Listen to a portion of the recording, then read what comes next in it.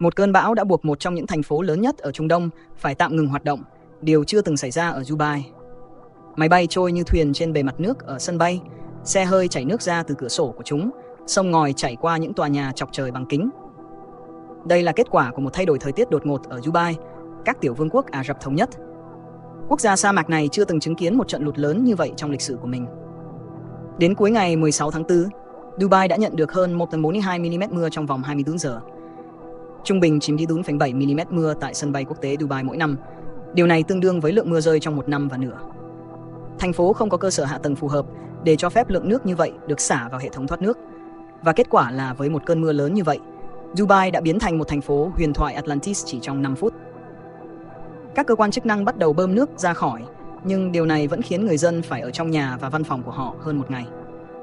Những cơn mưa lớn đang ảnh hưởng đến các quốc gia vịnh, gây ra lũ lụt gây thương vong và làm tắc nghẽn giao thông ở sân bay đông đúc thứ hai trên thế giới. Một điều mà tôi không nghĩ rằng tôi sẽ cần khi sống ở Dubai. Ý kiến cho biết đường phố bị ngập nước. Nước ở mọi nơi, cảnh quay ấn tượng sau khi những trận bão lớn đổ xuống, không chỉ ở các tiểu vương quốc Ả Rập Thống Nhất mà còn ở cả khu vực. Bạn đã nói về tác động lên sân bay quốc tế Dubai. Tất cả các chuyến bay xuất phát từ Dubai đều đã bị hủy cho đến nửa đêm thứ Tư. Điều này khá quan trọng khi hầu hết mọi người không thể đến được sân bay. Bạn có thấy những cảnh như thế này, các con phố ngập nước, và cụ thể là tuyến đường chính dẫn vào sân bay quốc tế Dubai bị đóng hoàn toàn. Các điều kiện thời tiết cực đoan ở Trung Đông đang trở nên ngày càng phổ biến. Một số đổ lỗi cho các cơ quan chức năng của FAA. Các tiểu vương quốc Ả Rập Thống Nhất đã can thiệp vào thời tiết bằng cách gieo mây và vẫn có người tin rằng đó là kết quả của biến đổi khí hậu. Nhưng chúng ta phải trung thực khi một trận lụt xảy ra ở một trong những nơi khô cằn nhất trên trái đất. Điều đó thực sự là điều kỳ lạ. Hôm nay, chúng ta sẽ điều tra sự kiện xảy ra ở Dubai với sự xuất hiện của một trong những trận lụt khủng khiếp nhất từng thấy ở Trung Đông gần đây.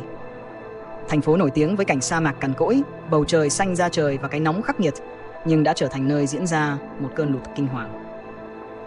Seeing this out your window. For hours, flights were halted as stranded passengers piled up.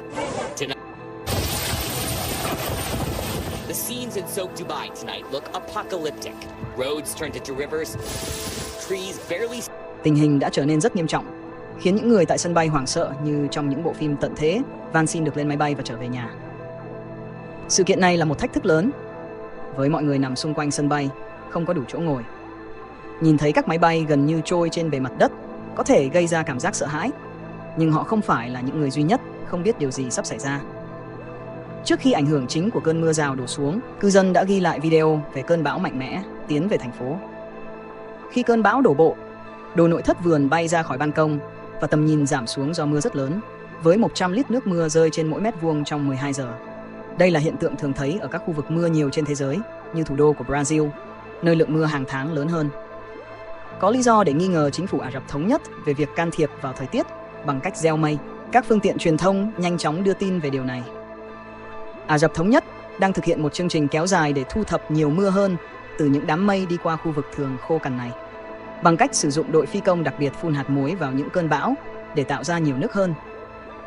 Một số người coi việc lũ lụt ngày càng gia tăng là một dấu hiệu cảnh báo. Các biện pháp can thiệp này của Ả Rập Thống Nhất là một phản ứng đáng chú ý với tình hình khô hanh mà họ đang đối mặt, với lượng mưa cực kỳ ít chỉ xảy ra trong vài ngày mỗi năm. Từ năm 2021, Ả Rập Thống Nhất đã triển khai một chương trình mạnh mẽ để tạo ra mưa nhân tạo thông qua việc can thiệp vào thời tiết bằng cách gieo mây. Ngay trước khi mưa lớn đổ xuống, các cơ quan chức năng đã quyết định thực hiện các biện pháp này một tuần trước các sự kiện. Tuy nhiên, Roisin Princely, quản lý giải pháp thảm họa tại Viện Năng lượng Khí hậu và Thảm họa Quốc gia của Đại học Quốc gia Australia, phủ nhận lý thuyết âm mưu rằng việc hình thành mây là nguyên nhân. Theo chuyên gia, nguyên nhân là hạn hán và sự thay đổi đột ngột trong điều kiện thời tiết gây ra cơn bão do khối không khí chảy từ châu Phi. Kết quả là mây và gió mạnh nổi trên biển, dẫn đến mưa và sóng hoàn thành quá trình phá hủy gần như toàn bộ thành phố. Bạn có thể biết rằng Tổ chức Khí tượng Thế giới đã chỉ ra rằng trong 50 năm qua có một sự gia tăng về lũ lụt khoảng 5 lần, và điều này đã được thúc đẩy bởi biến đổi khí hậu và thời tiết cực đoan hơn. Vì vậy, biến đổi khí hậu một không khí ấm hơn nhiều. Do đó, vì không khí ấm hơn có thể giữ nhiều độ ẩm hơn, thậm chí 7% nhiều hơn cho mỗi độ nhiệt độ. Dubai không phải là một ngoại lệ. Những gì bạn thấy là các bản ghi từ Oman, một nước láng giềng của các tiểu vương quốc Ả Rập Thống Nhất. Ở đó, do mưa lớn, các thành phố đã biến thành những dòng sông dữ dội, làm chết 25 người và gây ra tổn thất lớn. Các chuyên gia cho rằng lượng mưa lớn này có thể đã được gây ra bởi một hệ thống thời tiết bình thường, đã được làm nặng bằng biến đổi khí hậu. Theo Ezra Al-En, nhà dự báo chính tại Trung tâm Khí tượng Quốc gia của Chính phủ Ả Rập Thống Nhất, một hệ thống áp suất thấp ở tầng cao kết hợp với áp suất thấp ở bề mặt đã tạo ra một áp suất nén trong không khí. Sự nén này tăng cường bởi sự tương phản giữa nhiệt độ ấm ở mặt đất và nhiệt độ lạnh hơn ở trên, tạo ra điều kiện cho một cơn bão mạnh mẽ. Đây là một hiện tượng bất thường vào thời điểm này của năm. Đây là biểu đồ về nhiệt độ trung bình hàng năm ở các tiểu vương quốc Ả Rập Thống Nhất. Sự tăng lên đã được ghi lại trong hơn 50 năm và nhiệt độ trung bình đã tăng khoảng 3 độ. Báo cáo nhiệt độ tăng cao về vấn đề biến đổi khí hậu ở bán đảo Ả Rập đã cho thấy nếu nhiệt độ toàn cầu tăng lên trung bình 3 độ vào cuối thế kỷ, các quốc gia vịnh có thể mong đợi một sụt giảm GDP trung bình là 69% vào năm 2100. Các tiểu vương quốc cũng có thể dự kiến nhiệt độ cao hơn trung bình là 6 độ. Điều này sẽ đưa khu vực vào một tình trạng không phù hợp cho sự tồn tại bình thường, do hiện tượng thời tiết cực đoan trở nên nghiêm trọng hơn nhiều so với những gì chúng ta đã quan sát vào tháng 4 năm 2024. Dubai nằm ở độ cao hơn so với mực nước biển, với chiều cao trung bình là 16 mét. Khu vực Marina và các khu vực ven biển khác nằm dưới mức này. Dự kiến, mực nước biển trung bình toàn cầu sẽ tăng 2 mét vào cuối thế kỷ này. Tuy nhiên, để xác định sự tăng của mực nước biển địa phương, cần phải xem xét các mức lũ lụt ven biển địa phương, có thể lên đến 2,8 mét so với trung bình dưới các dự báo. Bản đồ dự kiến của Dubai vào năm 2100 cho thấy gần như toàn bộ khu vực địa lý sẽ chìm dưới nước. Tuy nhiên, đây không phải là vấn đề duy nhất. Can thiệp nhân tạo vào địa chất của khu vực cũng không làm cho tình hình khó khăn của thành phố trong những thảm họa khí hậu trở nên dễ dàng hơn. Người Ả Rập đã cố gắng thay đổi khí hậu địa phương do sự ấm lên có thể xảy ra. Tuy nhiên, một thay đổi nhân tạo như vậy có thể kết thúc thậm chí tồi tệ hơn. Sheikh Zayed, tổng thống đầu tiên của các tiểu vương quốc Ả Rập Thống Nhất, đã phát hiện ra rằng 15.000 năm trước, bán đảo Ả Rập là một nơi hoàn toàn khác biệt, được bao quanh bởi rừng rậm và đầy cây xanh. Đất đó đã biến thành sa mạc chỉ sau một thời gian hạn hán dài. Cũng là thời gian đó đã buộc cư dân phải di chuyển để tìm kiếm nước. Theo thời gian, rừng bị lấp đầy và dần biến thành vàng đen hoặc dầu của khu vực. Sự thật này đã khiến người Ả Rập nhìn nhận lạc quan về sa mạc của họ trong nhiều năm.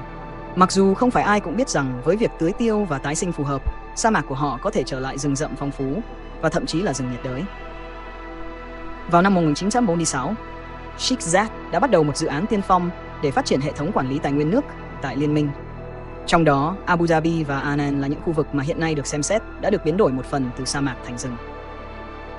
50 năm trước, theo nghiên cứu, các tiểu vương quốc có ít rừng xanh hơn 85% so với hiện tại. Trong những năm gần đây, các tiểu vương quốc cũng đã khởi đầu một loạt các dự án nhằm thí nghiệm biến các khu vực sa mạc thành những địa điểm mà cỏ cây, cây cối và rau củ có thể phát triển. Amir của Abu Dhabi được cho là đã ký một hợp đồng vào năm 2021 với một công ty Trung Quốc, những người đã có kinh nghiệm thành công trong việc tái tạo vùng sa mạc ở Anulanbu bằng cách giới thiệu 40 loại cây vào các khu vực trước đây chết khô. Tuy nhiên, sự can thiệp như vậy vẫn mang theo những rủi ro không thể dự đoán trước được. Trận lụt kinh khủng vào hôm qua đã làm ngập sân bay và nhiều con đường xung quanh, gây ra sự đình trệ trong giao thông và hàng chục chuyến bay phải bị hủy bỏ. Sân bay quốc tế Dubai, một trong những sân bay lớn nhất trên trái đất, đã phải đối mặt với tình trạng ngập lụt, gây ra không ít khó khăn cho các hãng hàng không và hàng chục nghìn hành khách. Các tiểu vương quốc đang tính việc biến đổi toàn bộ bờ biển để ngăn chặn biến đổi khí hậu và làm giảm tác động của sự tăng nhiệt độ. Tuy nhiên, điều này vẫn là một sự can thiệp nhân tạo và hậu quả của nó vẫn còn là điều chúng ta chưa biết chắc chắn. Các tiểu vương quốc đang đối mặt với một vấn đề khí hậu nghiêm trọng, nhưng cũng phần nào chịu trách nhiệm về điều đó. Thay vì tập trung vào việc xây dựng thêm các yếu tố nhân tạo khác, họ có thể cần tập trung vào việc chuẩn bị cho những hiện tượng thời tiết cực đoan ngày càng phổ biến ở khu vực này. Đó là những gì tôi muốn chia sẻ cho hôm nay. Hẹn gặp lại!